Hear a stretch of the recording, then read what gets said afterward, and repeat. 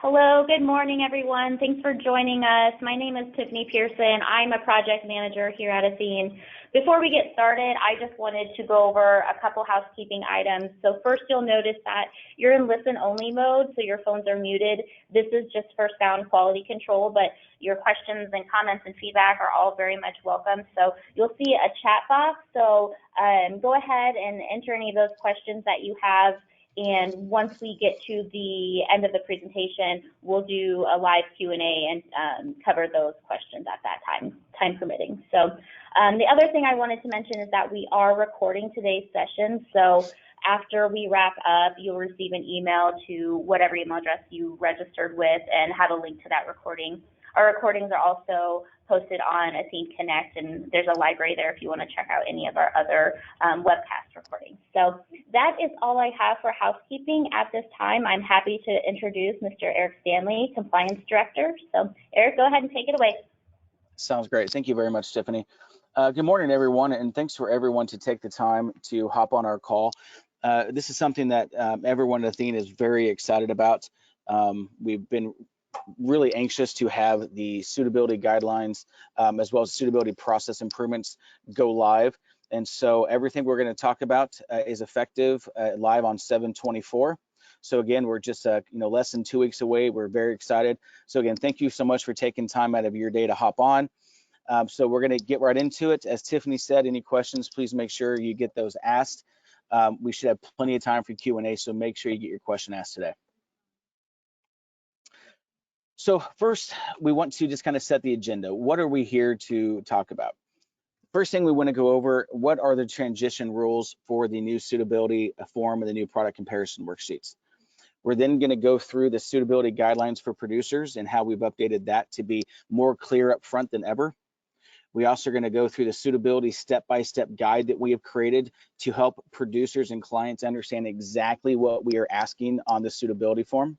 And then we're going to walk the new suitability form and go question by question to make sure everyone understands what we're looking for and what we're asking, and also what has changed, what's new. We're then going to go through the product comparison worksheet step-by-step guide as well, and then we're going to do a walk of the new product comparison worksheet. And then last, we just want to do a reminder of those transition rules, very, very important about the transition guidelines. Now, we do want to make it very clear up front. The suitability form, the product comparison worksheets, and the step-by-step guides are not applicable in Florida or New York. Florida and New York do have their own forms, so everything we talk about today does not apply to Florida or New York. Outside of the suitability guidelines for producers are applicable in Florida, but all the new forms not applicable in Florida or New York. Then we also want to quickly set the scene of what are the benefits of the new form changes. It's more information up front that we're gathering to help reduce the amount that we ask you as the producer or the group to go back and get from the customer. So right now, there are situations where we have to go back to the customer and ask for additional information. We are now gathering that information at the time of application and at the time of sale. We have spent a lot of time enhancing the financial section on our suitability form, and we're going to go through that in detail. And we've also tried to remove some of those questions that have caused confusion that also has potential for inconsistent answers. And we're going to walk those as well. So first, let's hit on those transition rules. For the old forms, applications signed on or before July 24th, 2020, and received before market close, which is 3 p.m. Central, on August 7th, 2020, will require the old suitability form and the old product comparison worksheet. For the new forms, applications signed on or after July 25th or received before market close, again 3 p.m. Central on August 7th, 2020, will require the new suitability form and product comparison worksheet. And again, we're going to touch on these at the end of the presentation as well, just to make sure everyone understands. So the suitability guidelines for producers. This is a document that we updated in early May and started providing more information than we ever have around what our suitability guidelines are. And we've updated that again and enhanced it for the July 24th launch. It goes through information like our company position on suitability, scenarios that could require additional information, consumer acknowledgement, any contact that Athene may have with the consumer, as well as, and most importantly, probably for everyone on the call, is what constitutes a decline at Athene for suitability. So the first page you're going to see there, again, goes through our company position, a little bit about the review process, and scenarios that may require additional information. Now, I do want to highlight page 2, specifically the suitability decline section. You're going to see that we specifically state in here situations that could come into Athene where we would decline the case. We talk about how much surrender loss we will allow after any applicable premium bonus. And if it exceeds 2%, that would be a suitability decline. It talks about how on variable annuities, we would potentially allow higher surrender loss and what we have to do to get to that point. It talks about any replacements in the state of California or Minnesota that have a net surrender loss and how those would all be suitability declines. It then talks about there at the bottom, it goes through replacements with a death benefit or death benefit rider value that's being forfeited and what our guidelines are by age. So to quickly kick to page 3 of the suitability guidelines for producers, again, it's still talking about suitability declines. It still continues on with what our guidelines are for death benefit loss in situations with replacements. It talks about how any replacement of an annuity contract with a 4% or higher guaranteed fixed rate would be a decline. And then something that causes a lot of declines every month at Athene is liquid assets, and mostly insufficient liquid assets. So I just want to hit that very quickly. If a consumer under the age of 59 and a half has less than 3 months of expenses covered by liquid assets, it will be a decline at Athene. And then this goes into what are considered liquid assets for under age 59 and a half. If a consumer is age 59 and a half or above and has less than 6 months of expenses covered by liquid assets, it will be a decline at Athene. And then it goes into what you can consider as liquid assets for someone age 59 and a half or above. And it also talks about what types of items can you never consider as liquid assets, because we get a lot of questions around that. And then last thing I would point out again about the declines is about most towards the bottom of the page. It talks about situations where it exceeds Athene's annuity premium to net worth guidelines. For customers who have a net worth of $100,000 or under, Athene does not accept applications for consumers who currently have or would have higher than 50% of their net worth in annuities. For consumers with a net worth above $100,000, Athene will potentially accept up to 70% of their net worth. Approval up to 75 is then at the discretion of Athene, and we're probably going to come back and ask you, the producer or the consumer, for additional information to get us comfortable up to 75. So again, please make sure you're paying attention to those suitability guidelines for producers. That is a great resource to understand what Athene is asking for and what our guidelines are. So next, we want to highlight the new suitability step-by-step guide. This is something that we had 2 or 3 years ago, and we have completely redone it for this 7/24 launch.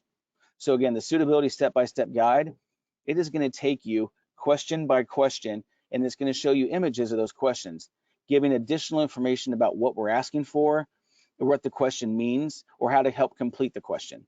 You're also going to see these red sections where it has red flag callouts, and that's going to provide information that you need to make sure you're aware of. So again, please make sure you're using these step-by-step guides when completing the suitability form in conjunction with the suitability guidelines for producers. All these will be available to you for the 7/24 launch. And again, we are providing more information now than we ever have around suitability. So please make sure you're taking advantage of those. So we actually want to show the images here of what the new suitability form will look like that's effective on 7/24. We have completely built this from scratch, and we again tried to make it much more simplistic and also remove a lot of the questions that were causing confusion. And then what we're going to do is we're going to walk through these in detail. So first up we have is the suitability form, the first page where it goes over the owner, joint owner information, as well as financial objectives. Now, the one thing I want to call out is the employment status. Today on the suitability form, it says occupation. What we really want to get down to is, what is the customer's employment status? We don't care if they're a doctor or a lawyer or a pharmacist or a farmer. We don't care what they do as an occupation. What we need to understand is, what is their employment status? So depending upon what the answer there is marked, at that point, we will review accordingly. Anytime other is marked, please make sure that you put what the answer is. Instead, don't just mark other and leave it blank. So in conjunction with the employment status, we have also added an additional question at source of income. Now, the reason we want to add this is that we want to understand, if you mark other as source of income, what is it? Please specify the type of income. Maybe it's alimony, maybe it's child support, maybe it's disability. So provide the type of income, and then also the monthly amount received and how long that income is expected to continue. We will then use that as part of our suitability review. Now, one thing you will notice is that we ask more questions than we ever have up front to now reduce how much we have to come back to you and potentially ask you to go back to your customer, or for you as the producer or upline to provide this information. So this is a great example of that. This is a question that we right now would have to come back and ask for more information. We're gathering everything up front more than ever to help reduce those back and forth NIGOs. So again, if you mark other, please make sure you specify the type of income, the amount of the monthly income received, and how long that is expected to continue. We also want to highlight question C here.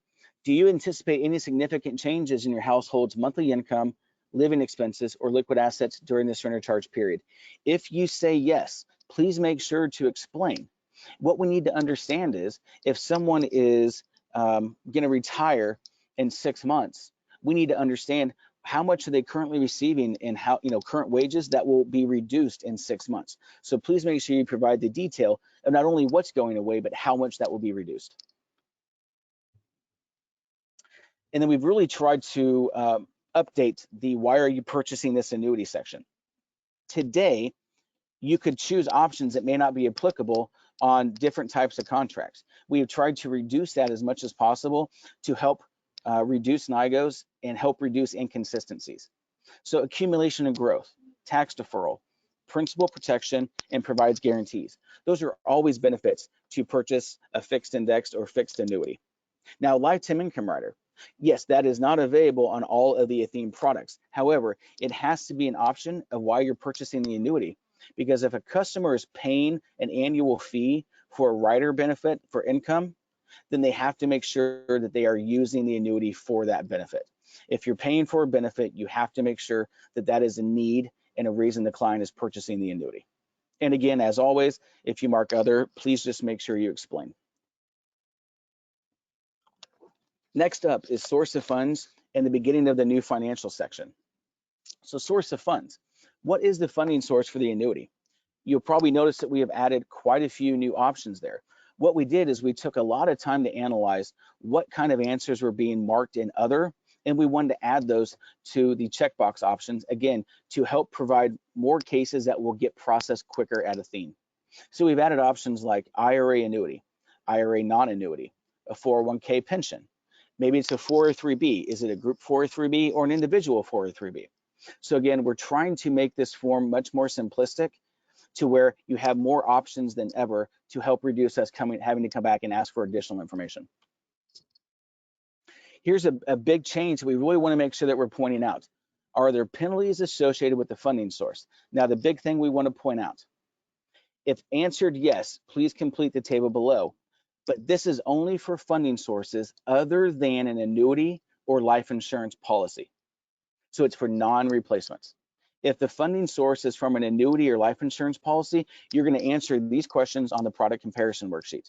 So only answer question J if it is a non-replacement, such as a CD or mutual funds.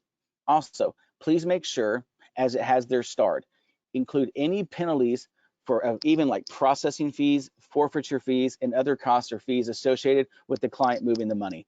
The best way to think about it is, if that other company is charging the client any kind of a fee, whether it's a processing fee, an overnight fee, or anything else to move the money from that company to Athene, it would be considered a forfeiture fee.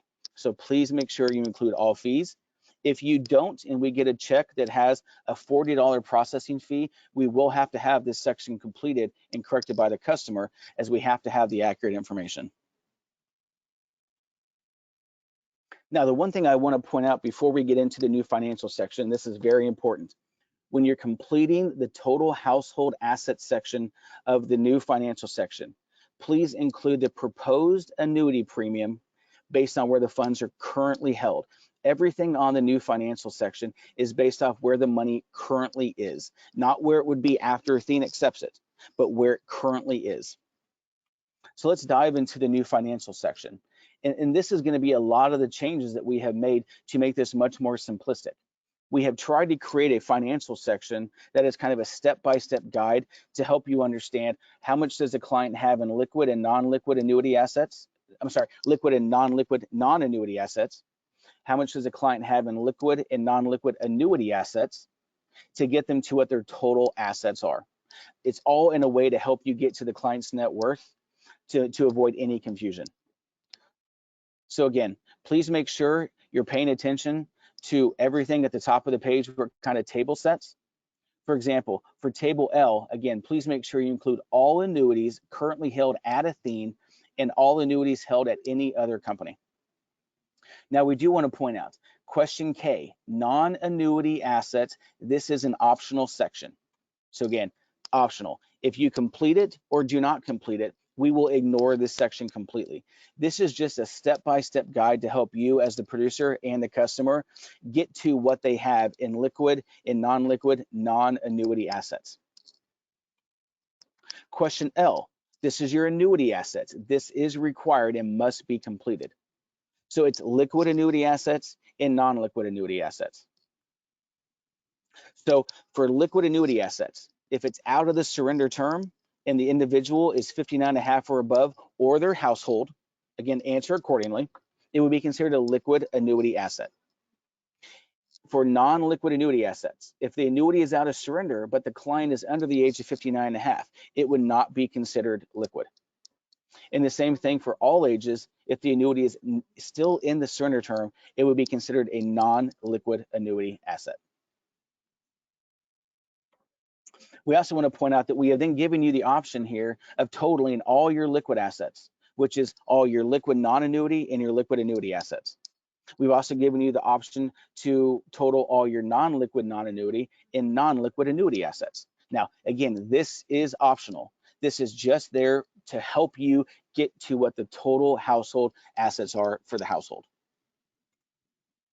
So let's go over those questions real quick of M, N, and O. So M is total household assets. Everything that the client has above that you determined is the total of your liquid and your non-liquid assets. Again, question K is optional. That might be blank, but make sure that you are providing the correct total household assets, which is, again, is everything the client has, both liquid and non-liquid. Question N is total household liabilities and debts. Now, we ask you to exclude the mortgage on the primary residence and all automobile debt. So what is the client's total liability, the household's total liabilities and debt? And then O is just simply M minus N. Household assets minus liabilities and debt equals net worth. Now, one thing we would point out, Athene cannot accept mathematic errors. If the client lists they have $1 million in total household assets and they have $100,000 in debt, then the only answer that O could be is 900,000. If it's anything other than 900,000, we will have to come back and have the client correct that. So please make sure you take the extra 30 seconds to make sure that these values add up correctly. Now, we have actually added a couple new questions just to help potentially speed up the application process.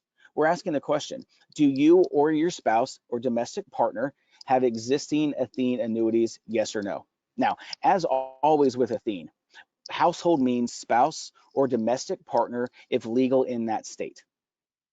So when you're completing this questionnaire, please make sure you look at it from this perspective of spouse or domestic partner if legal in the state. Do they have any other existing Athene annuities, yes or no? If yes, questions T and U are optional, but they could help speed up the processing of that application. So question T, if question S is yes, please provide us the contract numbers.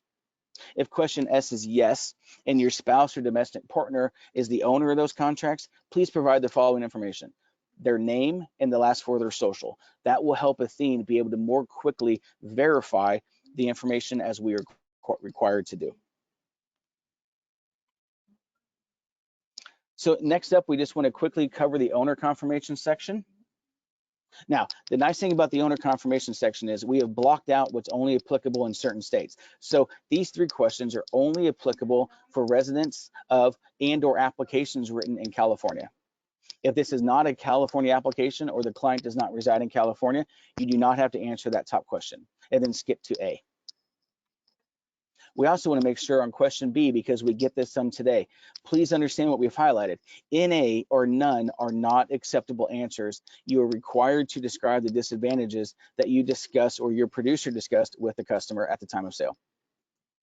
And then as always, please make sure that the owner and the joint owner both sign this section if there is a joint owner on the contract. For the producer confirmation, now this is for Massachusetts applications only, this first block there. This is a question that Massachusetts requires. So if it's a Massachusetts application, please make sure this is answered accordingly. If it is a non-Massachusetts application, that top block there can be left blank, and then you would move on to questions A and B. Again, reminder, even for the producer confirmation, NA or none are not acceptable answers for the disadvantages. And then as always, please make sure the producer signs and dates the form.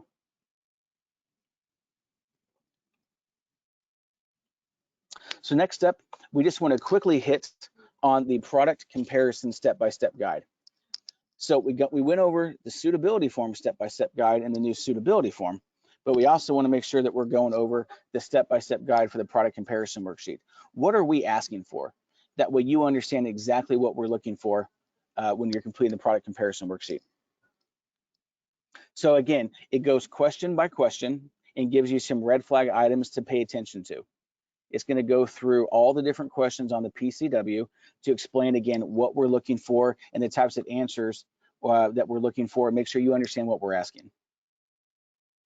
So when you're completing the new product comparison worksheet, this is going to be an invaluable resource. Please make sure you or your producers are using this. So next up, we have a brand new product comparison worksheet. Now the version I'm going to show you here, this is our agility product. But we have product-specific product comparison worksheets. More than ever, they are product-specific, and we're going to go through why and how we've made those changes. So again, this is the new product comparison worksheet. Again, we have tried to streamline it and simplify it to make sure that we're not asking kind of gotcha type questions that we might have already asked on the suit form. And we just want to make it as clean as possible. And again, gather all the information up front to reduce the back and forth. So the first few questions on the product comparison worksheet, again, owner name and company name, very simplistic. The one thing we want to point out on question 3, today it asks for the type of replacement and you hand write in what type of replacement it is. We have now created those in checkbox options. Now, very importantly, we want to make sure it's known. If you marked fixed indexed annuity in question 3, then form 22216 is a required form. That is our rate comparison form. Anytime you're doing an FIA to FIA replacement, we're going to require the rate comparison form, and I will show you that here in just 1 minute. And then again, in question 3, it tells you if you mark life insurance, you have to make sure you answer question 18. If you mark fixed annuity, make sure you answer question 25. And if you answer variable annuity, make sure you answer question 26. And we will touch on those here in just a second. The other difference you'll see on the product comparison worksheets is currently today, our PCWs have 2 places for replace contracts and then our proposed side. We've gone to this one-to-one comparison. So if you have 4 replacements, you'll complete 4 different product comparison worksheets. It helps simplify it and keep it a little bit more easy to understand and for a true comparison. Next, we have the replacement type. This is a new question for Athene. So please check all that apply. Is it a full replacement? Is it a partial replacement, or is it a penalty-free replacement? Now, please make sure that you're answering this correctly. If the funds coming to Athene are truly just from a penalty-free replacement, make sure you mark penalty-free. Do not mark partial replacement if it's just a penalty-free. This is how we know if we need to apply surrender charges. So if we're getting a 10% penalty-free replacement from ABC carrier, please make sure you only mark penalty-free. Now, let's say you have at the other carrier, there's $100,000 and there's $10,000 free, but you want to send Athene $30,000. That would be both a partial and a penalty-free. 10,000 of that 100 would be penalty-free, and then the other 20 would be a partial replacement. So we would have to apply surrender charges to the 20,000 that's just a partial. So again, please make sure you answer this accordingly. The next thing we just want to point out is you'll notice that we've updated the format of our dates. Please make sure that you are answering these correctly, the month, the day, and the year. Across all the forms, you're going to see this very clear format. Please make sure that you or your producers are following that format correctly. It will get pushed back to you if that format is not used. So I told you in question 3 of the product comparison worksheets, if it's marked fixed indexed annuity, you're going to have to complete a rate comparison form. Today, we come back and ask for this from the producer after the application is already received and suitability review has started. Now we're asking for it up front. So again, the very top of the form, complete this form if the product comparison question number 3 is marked fixed indexed annuity. Now, we also want to make sure to highlight, list all available strategies and all available rates. Now, you might wonder, why do you need to know all the strategies and the rates? Why can't I just tell you what they're currently allocated to? Because that's not a true comparison. And I'll give you an example. The client at ABC Company has a 3% cap rate at the S&P, and they want to come to Athene for par rates. We are required to know, does the client currently have access to par rates on the current contract? Even though they might not be allocated to it, is it available to them? That's something that we have to make sure that we, one, ask and then compare correctly. So again, please make sure you list all available strategies and all available rates. All rate comparison forms at minimum should have a fixed rate and at least one indexed option. If it does not have those, we would obviously come back to you and ask for corrections. Now, the other thing we want to point out is this form now has to be signed by both the owner and the producer. Today, it's just the producer because we asked for it on the back end. It is now part of the application kit and application packet. If you use our e-app system, it will actually tell you when this is needed to complete. So again, please make sure, very important, both the owner and the producer sign.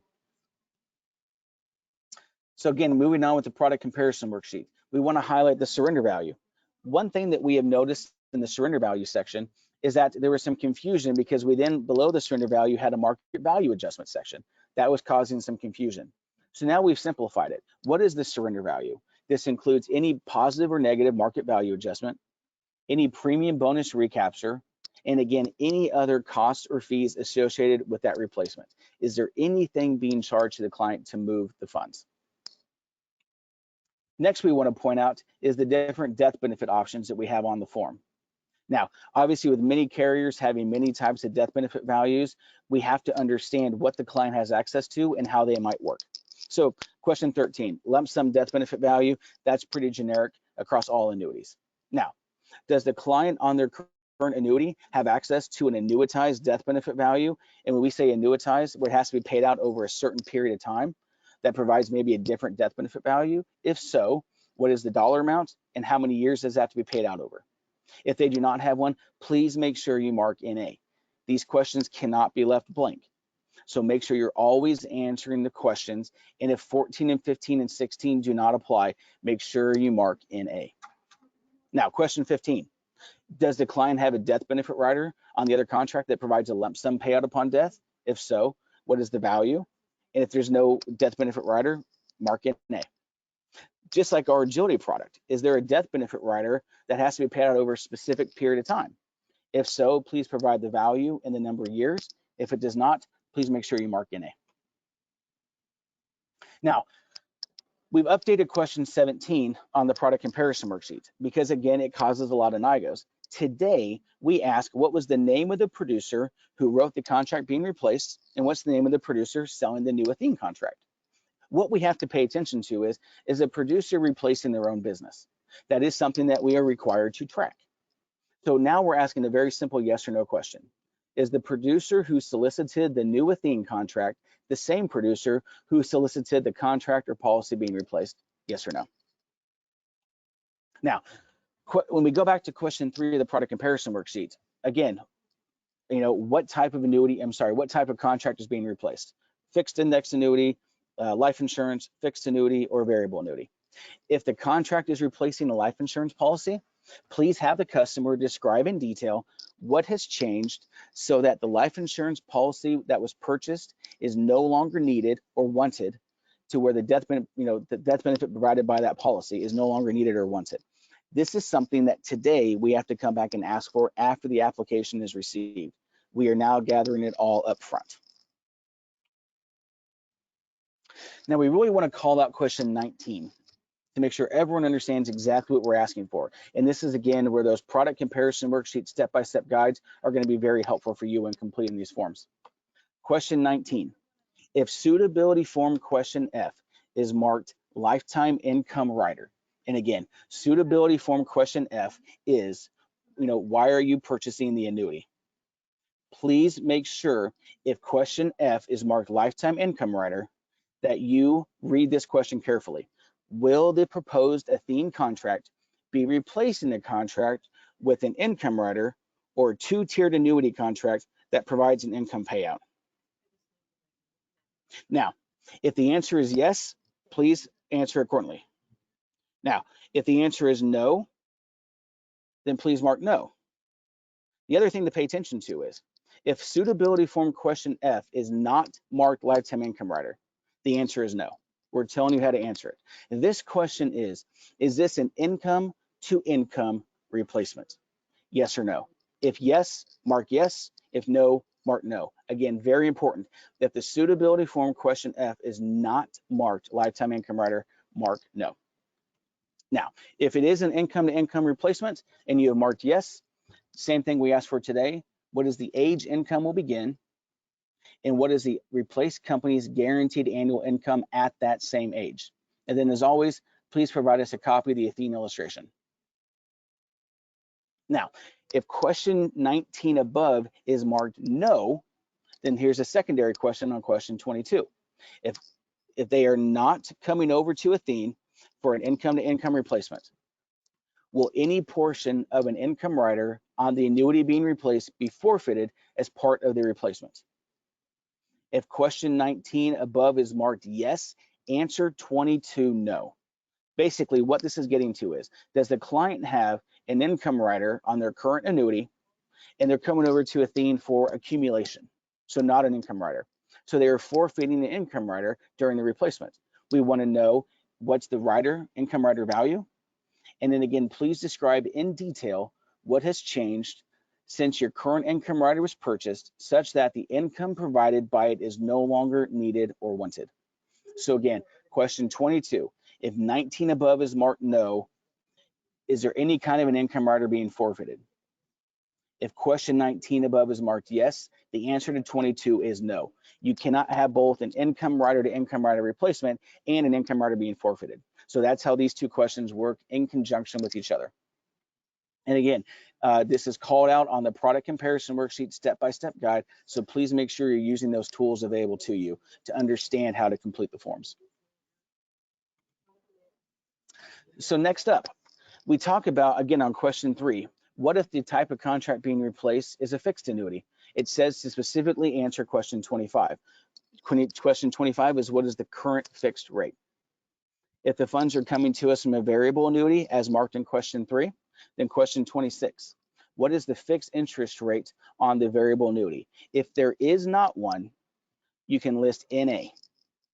Now, also, if it's coming from a variable annuity, what are the total annual annuity fees and charges? That's something that we're looking for to understand, how much the client is saving in annual fees. On a variable annuity replacement, that could help us allow higher surrender loss. Now, we also want to point out question 27. We've spent a lot of time trying to make these product comparison worksheets more simplistic and also to help reduce inconsistencies in NIGOs. One way we've done that is that we have made 27 work product-wise, meaning this is agility. All those options listed on 27 are available on the agility contract. If you're buying a MIGA, multiple index options will not be an option to choose. If you're not buying a performance elite product, death benefit rider will not be an option to choose. So we're only providing options applicable to the product that the product comparison worksheet works with. Now, I also want to point out, question 27, lifetime income payout. It does not list a lifetime income rider. All annuities have an annuitization option, which could potentially provide a lifetime income payout. So you will see that all of our product comparison worksheets give the option of lifetime income payout. So again, I just want to highlight that is not pertaining to an income rider. And then last but not least, on the product comparison worksheet is make sure that the owner, the joint owner if applicable, and the producer all sign and date the forms. Now, we want to give a reminder of the transition rules. Again, applications signed on or before July 24th, 2020 and received before market close on August 7th will require the old suitability form and product comparison worksheet. Applications signed on or after July 25th, 2020 or received before market close on August 7th, 2020 will require the new suitability form and product comparison worksheet. Now, there should be an email coming out to you tomorrow that again goes through these transition guidelines. Please make sure you pay very close attention. Because of how much changes we have made to our forms, there are no exceptions that can be made if an application comes in with the old when the new was supposed to be used or the new when the old was supposed to be used. There's no exception we can make to allow, and you will have to go back to the customer and get those corrected. So please make sure you pay extra attention to the transition rules. Now with that, I'm going to go through the questions that we have, but I also just want to make sure we point out, if you have any additional questions, we have the best sales desk in the industry, bar none. Our sales desk is incredibly knowledgeable about everything that we have gone over today, and they can answer any question that you might have. So please make sure if you have any questions after this webinar, get a hold again of our best sales desk that we have in the industry at 888-266-8489. option 3 and extension 18670, and they are more than happy to help answer any questions you have. Now, what I'm going to do is I'm going to jump through these questions here. So again, if you have a question, please make sure that you get your question asked for. So the first question we have is, if something is signed before 7/24, it has to be on the old forms, or is the deadline just when the new form will be required? So again, I'm going to pull up the transition rules. Applications signed on or before 7/24 and received before market close on August 7th will require the old suitability form and product comparison worksheet. So hopefully that helps answer your question. Again, you will get an email tomorrow with more information about these transition guidelines so you have them in writing. There's a question of why would cash value life insurance not be considered liquid assets when clients can pull the cash out immediately? The reason it's not considered a liquid asset for cash value of life insurance is the client should not have to forfeit anything to be able to get to liquid assets. So regulators do not like to see penalties or charges or the client having to forfeit any kind of a benefit to consider something liquid.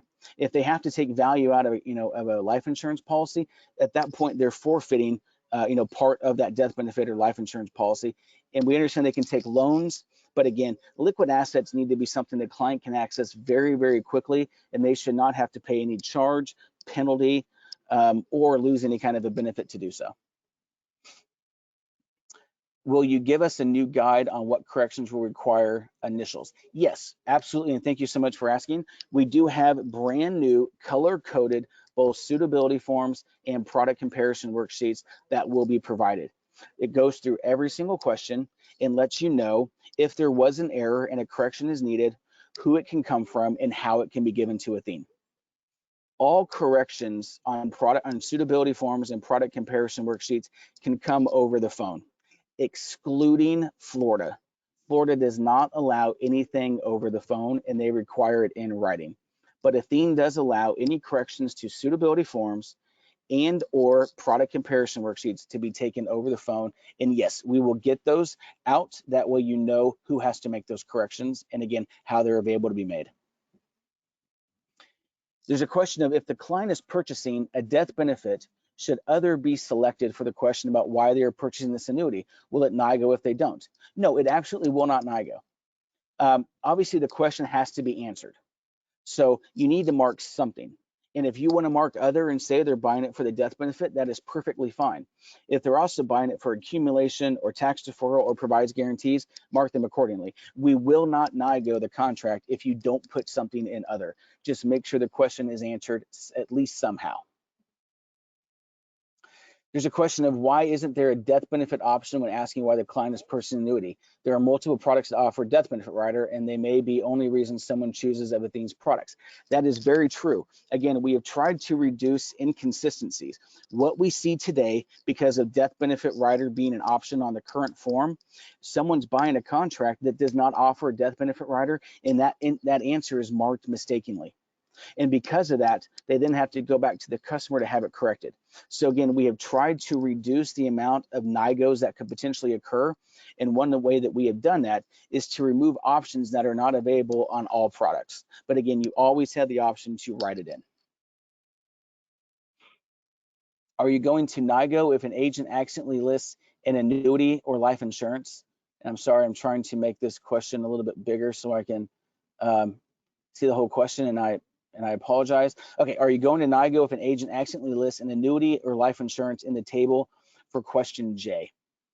So let's go back real quick to question J, just so we can all be looking at this together. Okay, so question J. Are there penalties associated with the funding source? So if you mark list an annuity or life insurance, it will be flagged as long as the answer is consistent with the values on the PCW.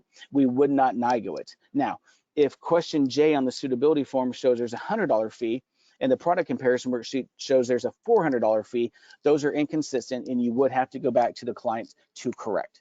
But again, if you accidentally complete question J when you should not have, as long as it matches the PCW, we will not require you to correct. Another question on question J, if they are doing the PCW, should they stipulate that in that section or do they leave it blank? So you only answer this question if it's coming from a non-replacement type source. So if the answer to question J is you can't leave it blank, because if you mark answer J, it doesn't require you to answer below. The only time you have to answer in the table is if yes is answered. So there's another question we have here. If a client is submitting applications for multiple annuities or spouses are submitting annuities at the same time, do they have to include that premium in the total active Athene annuities? If they are currently in annuity contracts that are being replaced to Athene, yes, you must include it in question L, which is total, annuity assets. And again, we'll hop back to that question just very quickly. Question L is where everything currently is, not, after the application is done, but where it currently is. So if there's anything that's currently in annuities with Athene or outside of Athene, make sure it is listed in question L. Another question. Why does Athene insist on making the client write out the rationale answers? This is the 21st century. No one wants to handwrite their answers. So I will tell you that there has been a lot of back and forth and also around regulation. We have had multiple states mention to us actually that they like the way that our suitability form works, because it makes the producer and the client tell us the advantages and the disadvantages of the annuity contract. So again, the biggest thing on replacements or anytime a client buys an annuity, they need to make sure they understand that what they're buying and how it's going to benefit them. This is how we are handling that question. Again, we have gotten a lot of great feedback from examiners as well as states because of the way we do that. Could we simply put checkbox options? Yes, but does that make sure the client knows as clearly what they're buying? So this is the way Athene has chosen, just to make sure it is very known the client understands both the advantages and the disadvantages to purchasing an Athene annuity. If the premium applied is a replacement of an annuity, does that premium get included with question L? Yes, it does. Again, if it's any type of an annuity replacement, you include it in question L because you're basing off where it currently is. You do not exclude any annuity premium from question L. It includes everything, again, both at Athene and outside of Athene. It says, is this suitability available online and will show an error if it's not completed properly? So I think what you're asking is, can you do it by e-app? Yes, you can do e-apps, and there's all the new suitability form is out there. It doesn't tell you when you've answered. We don't know on certain questions if you've answered something right or wrong, but what it will tell you is if there's an error that you have not answered a question completely, or you skipped a question, or for example, if it's a fixed index annuity, it will then make that rate comparison required for you. So e-app is always a great way to go. There's another question. If the annuity is, if out of surrender and doing a full replacement, would you mark both full and penalty free? Well, it's going to depend. If you're doing a full replacement, is any part of it a penalty free? What we have to make sure to understand is we need to know how much to apply. Now, the reason this won't play as much of an issue is because the fact of we're going to go off of a full replacement what the surrender value is. So we're going to compare the accumulated value and the surrender value, because on a full replacement that will already include any kind of penalty free. The most important thing is if it's a partial and a penalty free to mark both accordingly. But on full replacements, because we will then look at the surrender value, which would apply everything already in the contract. And if the other company lets you have the penalty free without the surrender, and then they apply surrender on top of that, that surrender value will already include those types of options. It says question 9 on the PCW states surrender value should include fees associated with the replacement. If the current contract has fees that will be charged regardless of replacement, should that be included? The answer is I would go ahead and include it, and I'll tell you why. What we see is that let's say it's an income rider charge in arrears that's charged after the fact. Even though it still would have been charged at the other company, what happens is when we get those checks, for whatever reason, most carriers include that in the surrender value. I do not understand why, but most carriers do not break out. Here's the accumulated value. Here's charges that would have occurred no matter what, and then here's the surrender value. They just list them under surrender charges. They group them together. If we see that, we don't know what type of a fee it was, so we would have to come back to you and ask. So I would include it in that. Just to be clear, and again, if you ever have an issue like that, always make sure, it's always great to put that information on the forms. Either put it in the producer confirmation section around, or always provide a cover letter. Again, the more information you can give us is better. It says, can you restate the impact of the 401k 403b on the liquid assets and the net worth? Why is it excluded or included? Okay, so let's go to the liquid assets section. So what you're going to see is for liquid assets, sorry, let me back up here to the guide. Okay, so we're going to pull back up here, liquid assets guidelines. You'll see that when we go through liquid assets, the reason you cannot count a 401k as a liquid asset, now the only time you can't is if they're under 59.5 because of the 10% IRS rule. If you count 401ks as liquid, if they're over 59.5, that's perfectly fine as long as they are separated from service. So 59.5 or above, and they have a 401k, you can absolutely count it as a liquid asset if the consumer is separated from service. It says, I joined late, can I get a recording? Yes, anyone who is on the call or registered will get a copy of this recording. There's a question regarding 19 through 24, makes the agility and velocity close to impossible to replace the contract with an income rider. What if the client liked the benefit of having an income benefit down the road, but product being replaced is higher in fees, maybe even carries risk? The client may feel better about eliminating risk and fees with potential for income down the road, rather than retaining a contract that is only benefit is a level income stream. So here's what I would tell you that regulators look at. If the current annuity offers any kind of a lifetime income benefit, and they're coming to Athene in any of the reasons, whether it's now or down the road, is an income benefit, we are required to compare. We have to make sure we can meet all the client's needs and objectives, not just meet 2 or 3. So if they want principal protection, tax deferral, and income rider, we have to make sure that we can provide all 3, and that Athene is providing better than what they currently have. The best thing to think about from a replacement perspective, how is Athene going to guarantee the client they're going to be better off after the replacement? So if they need principal protection, tax deferral, and an income stream in the future, if we can't basically win on all of those, then we cannot accept the replacement.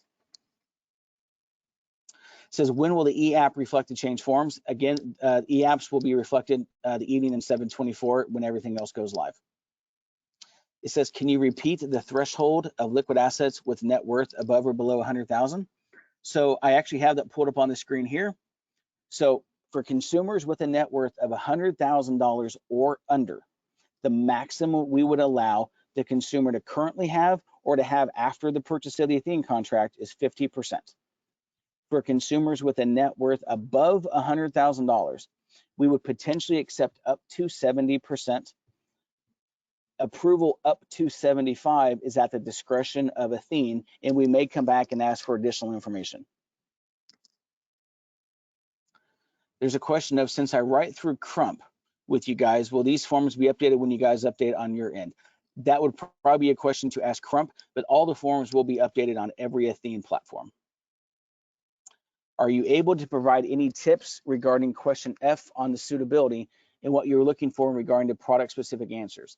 I.e., a sentence includes an income rider, you would want to see an income as an answer. It says any other product-specific answers that will be required. So it's all, the reason is, why is the client buying the annuity? So let's get back to that question just real quick. So why is the client, purchasing this contract? If they are buying a cent has a fee for the income rider. So if the client's buying a cent, lifetime income rider must absolutely be marked. If the contract does not have an income rider, then you would not mark lifetime income rider. But why is the client buying the annuity? What are the reasons, and what are all the reasons? So again, if the contract has an income rider with a fee, you're required to mark lifetime income rider, because why would the client pay an annual fee for something that they don't need? So to answer your question, the best thing to do is determine what are the client's needs and objectives, and then find the correct product at Athene that's going to meet those needs and objectives, and then you answer those here as to, what were those needs and to why they're buying the annuity, and then answer accordingly. Again, another question about Firelight update. Yes, they will be updated with the new forms. When do you expect the step-by-step guides to be available to agents? Those will all be available on 7/24. Are all corrections on both suit and PCW now need written correction by the owner? No, and that will not be changing based off how we do it today. We, outside of Florida, again, Florida allows nothing over the phone, but any corrections to both the suitability form or the product comparison worksheets are allowed either in writing or over the phone.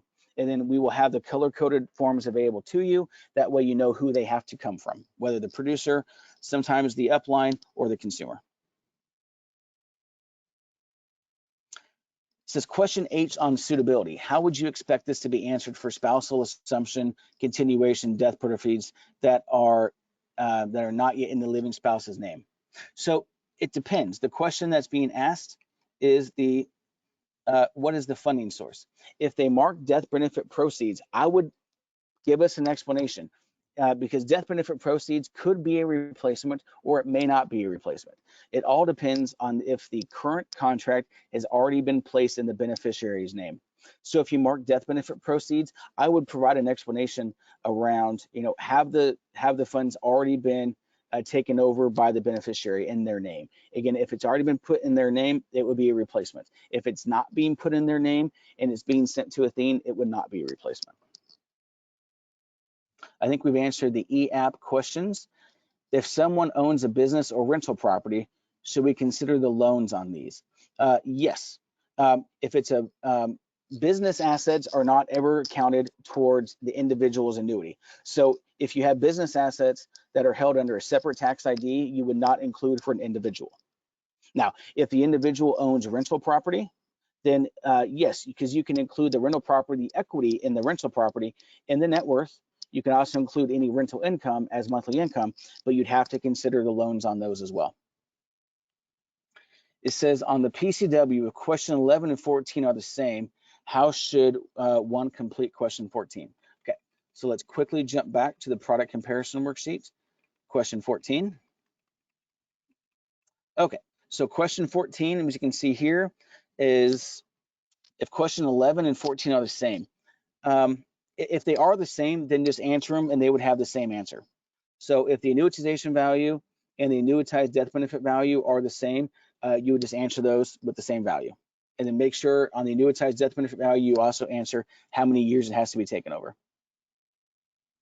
Suitability corrections are allowed over the phone. Does this have to come from the agent, or can it come from the IMO if advised by the agent? On the forms, there are very few questions that can come from the upline. Most everything is either required from the producer or the customer, but again, we will get those color-coded forms out to you that very clearly show for every question, who answers or corrections can come from. It says Athene is now accepting NA. I've had applications kick back with NA answers. We've always accepted some NA answers, but it depends on where you're marking NA. Most questions are always applicable.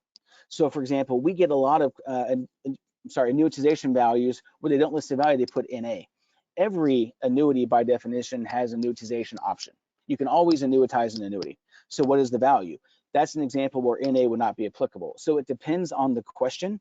We have tried to give you guidance in both the step-by-step suitability guide and the step-by-step product comparison worksheet guide of when NA is acceptable. So please make sure you use those forms. Will these forms be fillable online to catch conflicting answers? Again, yes, that is through the e-app.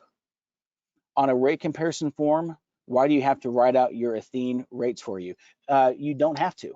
If you notice, a couple months ago, we made the change to no longer require that. So I will go back to the new rate comparison form. As you'll see on the form that's on the screen, you only complete for the contract being replaced. We will then compare that to our Athene rate card. Just for clarification, since the client's assets are to be listed where they are before the purchase, there is no way to indicate that there is another household pending application, right? Or does this need to be listed in a different location?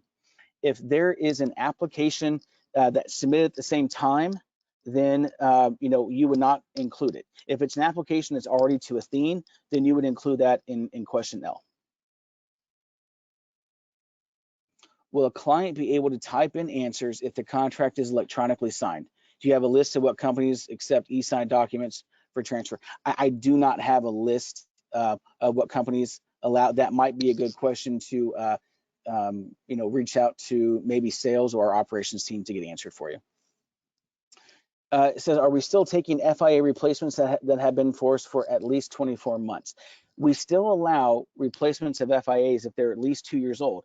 But keep in mind is that you have to make sure that there's good reasoning to already replace that contract. Replacement regulation states 36 months. We will allow some FIA replacements if they're at least 2 years old, but you have to have good rationale for why you're doing the replacement. For example, better potential growth is not a good reason to replace a contract that's only 2 years old. So the best thing to think about is if it's, no matter how old it is, but specifically younger contracts, how is Athene going to guarantee the client they're going to be better off after the replacement? If there are unavoidable processing fees to move the money, even if completely out of surrender, how does this affect contracts in states like California that are no-loss states? Does that mean the contract cannot be accepted? Potentially. If the other contract is going to charge the client fees to move, again, California and Minnesota are no-loss states. There can be no loss to the client. They have to start at Athene with equal to or greater accumulated value. We cannot accept any loss in those states. If a customer wants to roll over 401k after the age of 59 and a half and wants pension plan to come, if a customer wants to roll over a 401k after the age of 59 and a half and wants pension plan, can he or she include spouse in joint pension plan? So I apologize, I'm not understanding the question. That may be a good one to call in and ask. And then the last question we have here is, I am through an SMD. Do I need to go through Crump, or do I have access directly submit e-app for annuity just like IUL policies? Please go to Crump and ask those questions. They will be able to answer those for you. And there's the very last question is, should we be able to do illustrations online and submit e-app online just like IUL policies? Again, I would take that question through Crump. So very good timing. We've gotten all the questions answered. If for some reason I missed your question, I do apologize. Make sure, again, you call into our sales desk and get your question answered. We are right at 11 o'clock. So thank you so much for taking time out to join our call. We hope you find these new forms much more simplistic. And again, please make sure you're using all the resources that are provided to you with the step-by-step guides, the suitability guidelines for producer, and the forms themselves. So again, thank you so much. We appreciate your Athene business so much and value the partnership. If you have any other questions, again, please call the sales desk. And we do have another webinar next Thursday, the 23rd at 10 a.m. Central. If you would like to listen to this again, we're going to send you a recording, or you can join that webinar as well. So again, thank you so much for joining. Thank you for the business, and we look forward to talking to you soon.